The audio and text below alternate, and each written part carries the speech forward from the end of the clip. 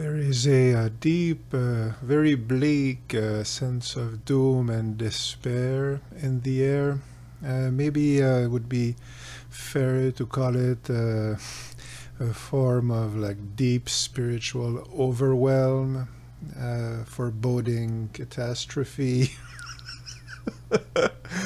A sense that not only are things hopelessly dire, but that, yeah, we're well past the point where we can figure out any way out. And actually, that's a good thing, paradoxically. I had an exchange on my Patreon, who of course I'll be more than happy if you want to join me there to support me. But there's a private chat so you can talk to me, and I had a good exchange with someone on Patreon who I salute. I won't name for privacy, but it was a very good exchange. And I'm going to read it to you. So just my answer, actually. So because I think it encapsulates what I have found, at least for me, to be a way out of that existential despair, like at the same time acknowledging it, just how bad things are. But how I have found a way out of that, big, black hole of hopelessness. So here goes. The situation is indeed bleak, is what I wrote. Here is the paradox. It is certain that we will make it. We will make it. Okay. Yet, it seems there is nothing we can do. And if we don't do anything, we are doomed. I will go further. There are mighty spiritual forces on earth that are here to help us. This includes Christ, who I have reason to believe is in fact here. Now, I'm not a religious person at all. I don't like religion at all. But, and I don't care. I mean, I'm not here to tell you what to believe at all. But personally, I have to come to the conclusion that there is something like a Christ and that he is on earth, right? That's just me. But here's the thing. No one is coming to save us. Like, not Christ, not aliens, not masters of wisdom. And I believe pretty much in all those things. That they exist. And I think the aliens are friendly. I think everything to the opposite, everybody trying to tell us that they're not, I think it's all psyops. I don't believe a single nanosecond that evil aliens would cross the galaxy, to invade us. I mean, that's beyond asinine. But none of these mighty spiritual entities, whatever they are, none of them are here to save us. Because only we can save us. And we have to do it. We have to do it and no one else. So I'll continue reading my text. And again, it seems there is nothing we can do, which in a sense is true. This is in fact the key to the enigma. We have a misguided conception of what doing is. The general solution lies in the direction of Wu Wei, presence, that sort of thing. But we can't use these as concepts. thoughts are the wrong guideposts. The concept of presence is the negation of presence. The Tao that can be written about is not the Tao, and so forth. It is pointless to search for hope. Yet, if we reconnect with who we really are and get on with following our intuition and our conscience, we will find hope is already here. And in fact, we will find something better. So the general idea here is that I actually don't think hope is useful in our situation. I think we need to really acknowledge just how truly, truly awful things are. And they can get a lot worse. And no matter how bad you can imagine things to turn out, they can still turn out infinitely worse than that.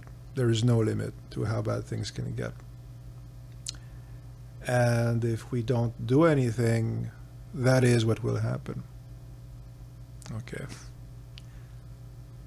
However, why is hope not useful? Because we look for a hope when we feel hopeless. And we look for a hope because we want to stop feeling hopeless. We want the feeling of hopelessness to go away.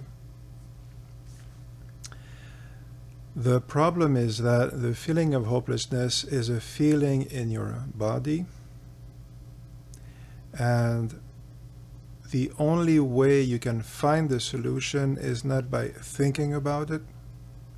It's not by, telling yourself a story about how you would like things to turn out. It's not by forcing things. There's nothing you can do, make up or, say or force. There's nothing you can do that makes sense as a recognizable form of action. But if you let the awfulness of what's going on, as much as you're able to, if you let it, just be there. Don't overindulge in it. Don't reinforce it. Don't feed it. You don't need to look for extra, news articles to feel even worse. You don't need to keep reminding you of how bad things are. You don't need to tell yourself how much you hate the other side, if you're left or right. I mean, you don't need any of that. Things are bleak enough. Okay. Just acknowledge how you're feeling now, like in your body, and your emotions are indissociable from your body essentially. So just concentrate on your body and the magic will happen. And the magic is that we have no clue what to do because we're trying to think our way out or to force our way out. And all that is how we got here. But your intuition knows what you need to be doing today, right now, to be part of the healing the world needs. And the way to access the intuition is by letting whatever is happening in the body be there. And that includes despair and hopelessness. So again, you don't need to wallow in it. But if you're feeling, sad and exhausted, that's how you're feeling. And don't try to make it go away. Just let it be there. And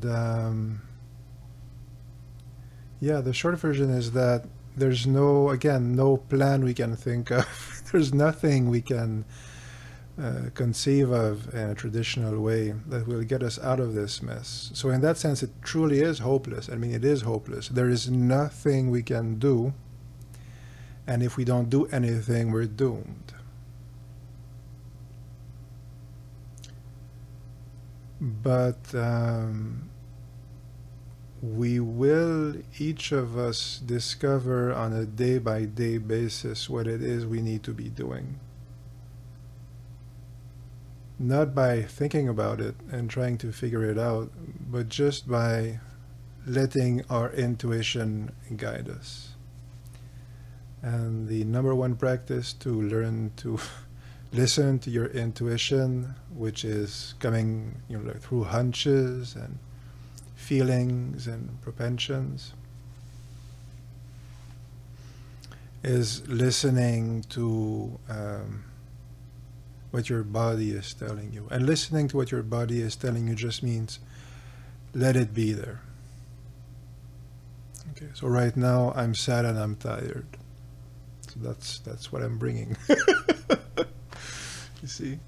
But that is how I know we'll make it. Because I have let the chasm fully, penetrate my consciousness, if you like. I've just accepted just how bad things are and just how terrible it made me feel and just how afraid I was. And, for me, I played my music a little today. I haven't played in a long time, so I picked up my guitar. I'm learning Greek, reading philosophy. I'm making these videos. And why? Because for me, that's what my intuition is telling me. That's what what I'm drawn to. That's part of what I do, you see. And whatever it is that you're drawn to, no matter how, pointless it kind of seems, that's what you need to be doing.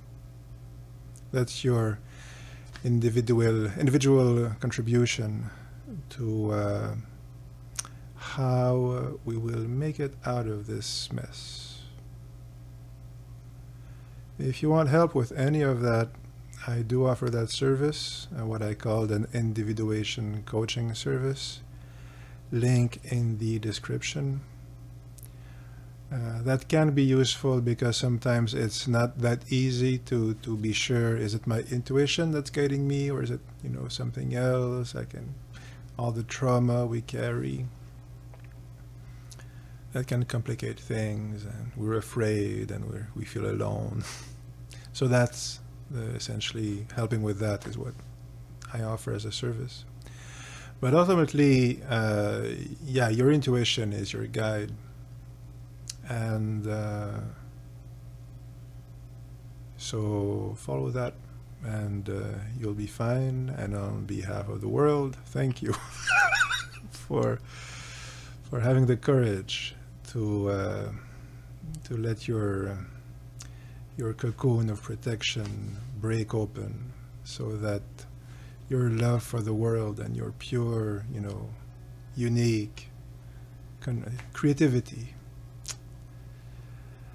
can help restore the world to the light that it needs to shine. Anyway, so that's it for today. I do hope you're doing well. See you soon. Take care. Love you. Bye.